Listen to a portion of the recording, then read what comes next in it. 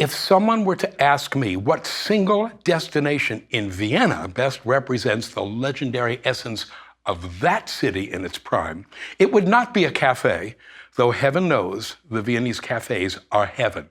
It would not be the Imperial Opera House, most of which was rebuilt in a nondescript mid-century style after World War II.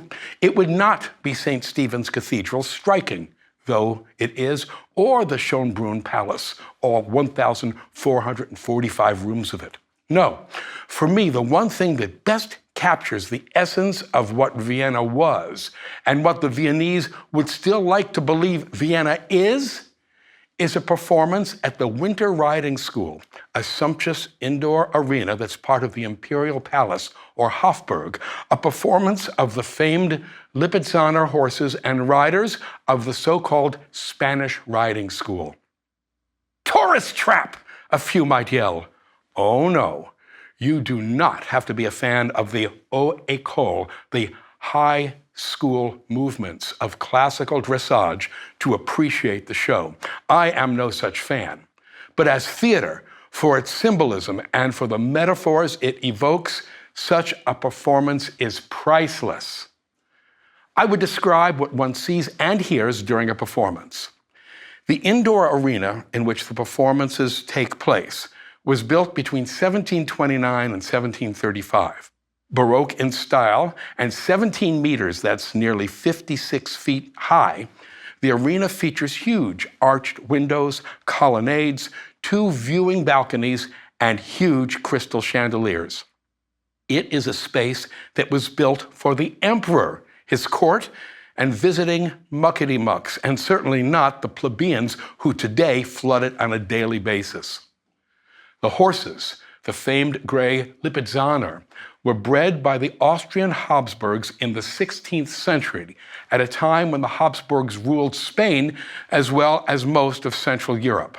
There was a demand for a powerful yet agile horse that could be used both in the military and at the riding schools so fashionable among the Habsburg elites. Spanish Andalusian horses were brought to a stud farm in the village of Lipica, as in Lipizzaner, in what today is Lipica in modern-day Slovenia. It was there that the Lipizzaner horses were bred by crossing Spanish horses with a now extinct Italian breed called the Neapolitan. The Spanish riding school in Vienna dates to 1572 and is the oldest riding school in the world. It was named for the primarily Spanish horses that were bred to make the Lipizzan breed.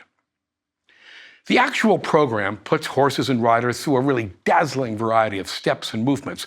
First, 1 horse at a time, then 2 at a time, and finally something called a school quadrille.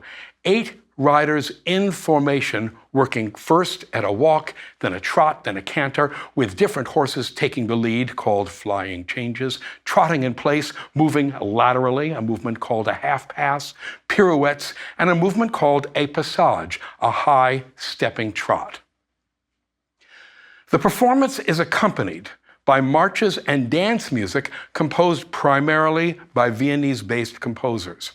The most famous of these musical works at a show I attended in May of 2014 was the Radetzky March by Johann Strauss Sr. What are the impressions one is left with after a performance at the Spanish riding school?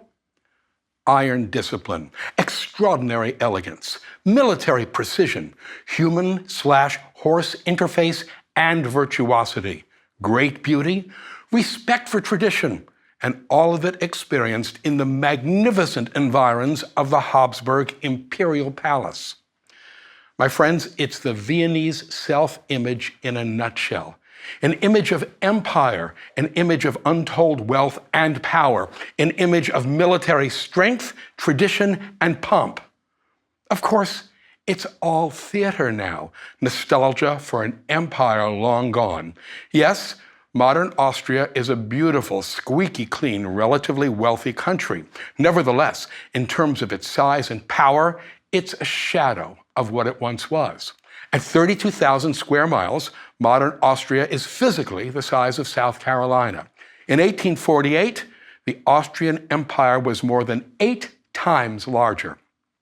Austria today has a population of about 8 million people, just a bit larger than the San Francisco Bay Area.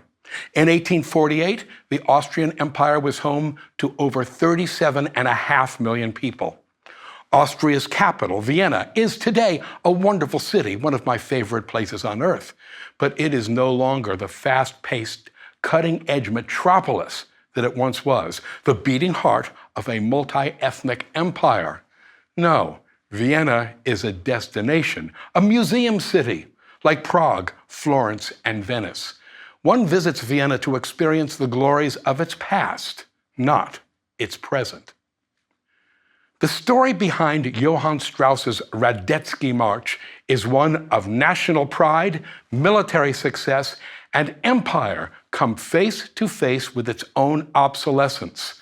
The big story, the big history behind this lecture is how the events that inspired the Radetzky March marked the last gasp of an ancient empire.